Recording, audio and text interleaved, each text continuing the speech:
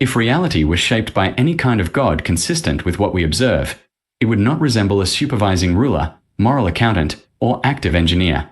Instead, it would look indistinguishable from indifference.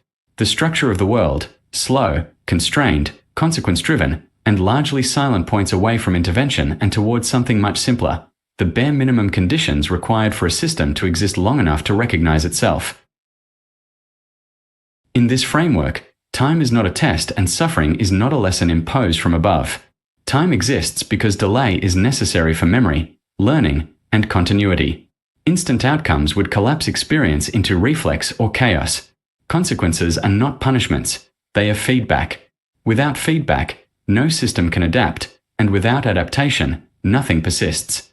The universe appears gradual not out of mercy or cruelty, but because gradual change is the only way structure survives. If we imagine a creator at all, it cannot be a personal agent in the human sense. A being that cared about outcomes, fairness, or progress would intervene repeatedly. We see no such pattern.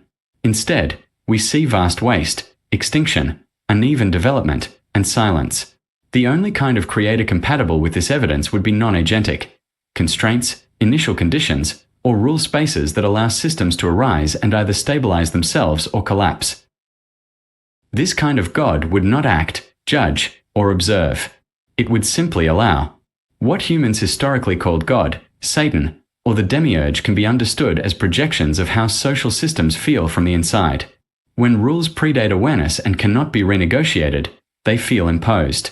When institutions persist beyond understanding, they feel alien.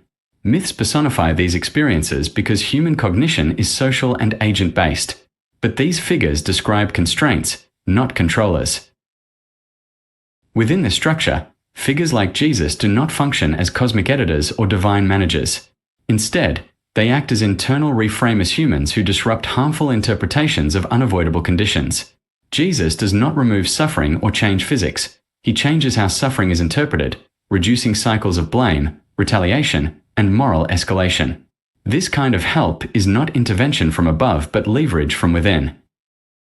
It is the only kind of help that does not violate the system's coherence.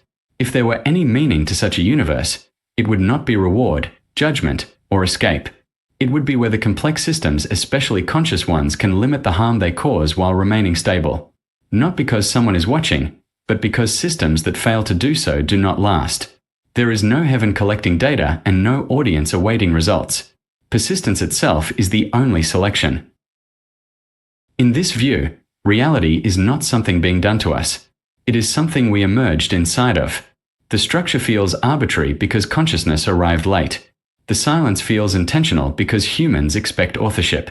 But nothing in the evidence requires a God who manages, teaches, or tests. The only hands-off God that fits is one that is functionally indistinguishable from no God at all, just constraints, time, and the slow possibility that awareness can arise and, sometimes, learn not to destroy itself.